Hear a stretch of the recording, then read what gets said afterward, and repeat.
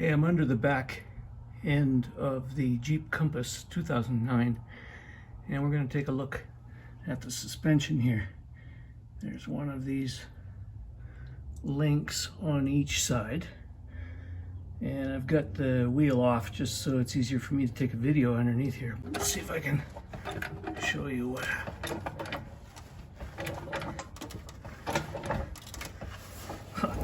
I can't even hold the camera still. Let's try it going down and maybe we'll see it better. Anyway, I'm supporting the wheel hub here just like a regular tire would, so you don't even have to take the wheel off to check this. You just put some kind of a jack underneath this lower suspension link, and then you watch this outer pivot point, and I'm going to lower it. Maybe I can hold the camera still while I'm doing that. There we go. So you saw I probably have at least 1/4 of an inch of movement there. So that piece needs replacing. Let's try the other side and see if I can show that side too. I'll try it without taking the tire off. There it goes, it's starting to move now.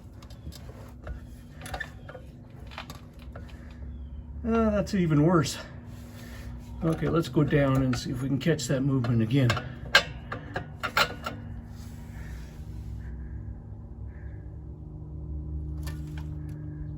Yeah. There you go. So, those two parts need replacement, and that's what the job's about today. Okay, let's talk about this job here so far. I'm on the left rear right now, and I still haven't gotten the lower arm off, lower control arm. I had to remove the muffler. So I removed the two hangers, sprayed them down with some WD-40 until I could pop the rubber off. So then I was able to get at the inner nuts. So I removed the nuts. Those are 18 millimeter sockets, and that's an 18 and that's an 18 millimeter. So those three are off. 18 millimeter on the inside as well to hold it, so you need another socket or a wrench. But the toughest part so far has been the stabilizer bar rod here.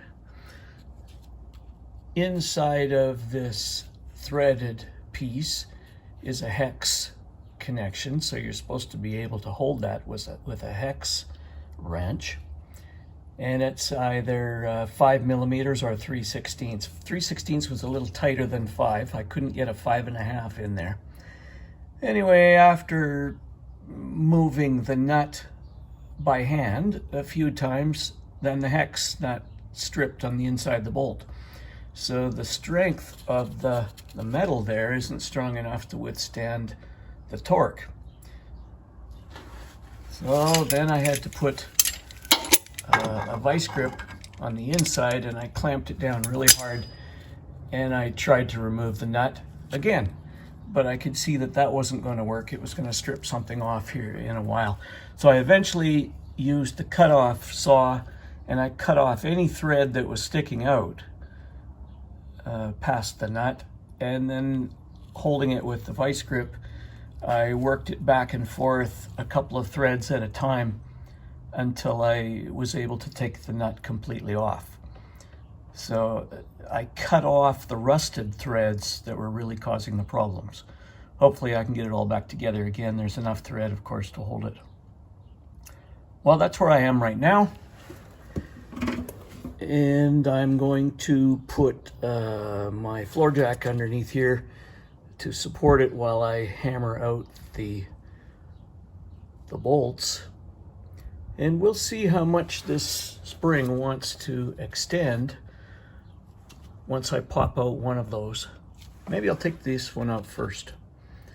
I think I will. I'll take this one out first, and then I'll see how much the spring wants to push out. Okay, the rod is out. However, just when you think everything's going great, and the rod's going to pop out, it actually is not too bad.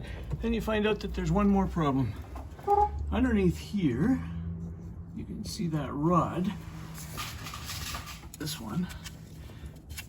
That looks like some kind of a rod that just keeps the rear end framework all in alignment.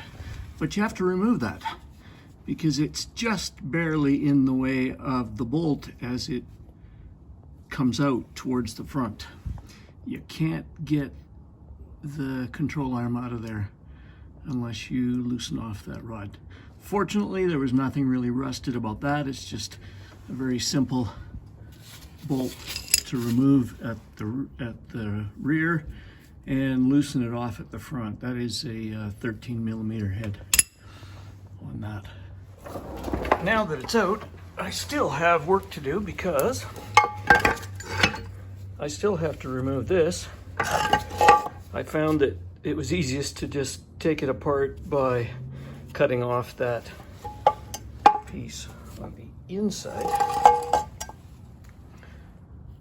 rather than trying to get that one out. Now that it's out and I have it on the bench, I can work on that.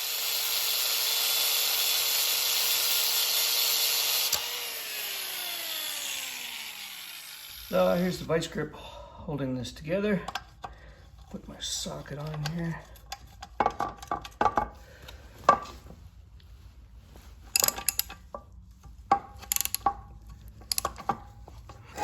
Anyway, let's take a look at why I did all of this. You can see this is totally wrecked. And in fact, I can move this by hand. That's how bad the joint is, how worn out. What about the inside?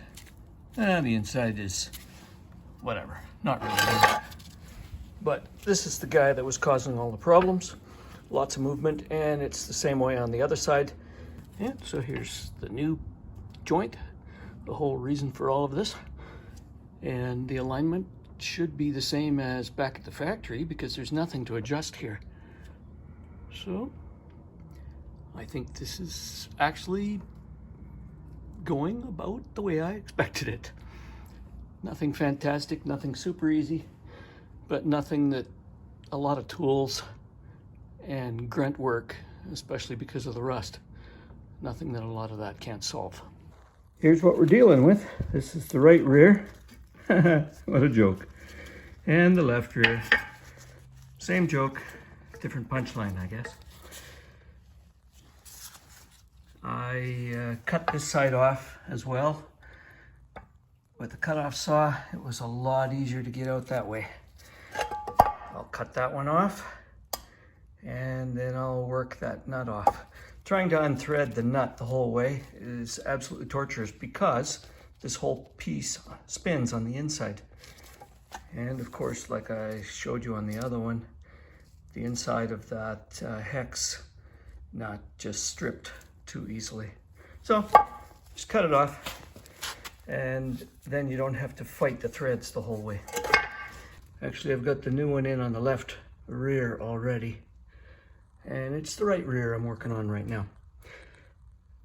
I forgot to mention last day that when I tightened these large bolts in, I actually put pressure upwards on the wheel. I put the weight of the vehicle on the hub here before I tightened those, just in case the slight twist was going to cause a problem later. So I let it relax into the position I wanted to sit in, then I tightened the bolts. I think that's about all I need to show you. The rest you can probably figure out on your own now that you've seen how I did it on my car. It's all back together and it works really well. Please like and subscribe if you think these kind of videos are of any use to you. Cheers.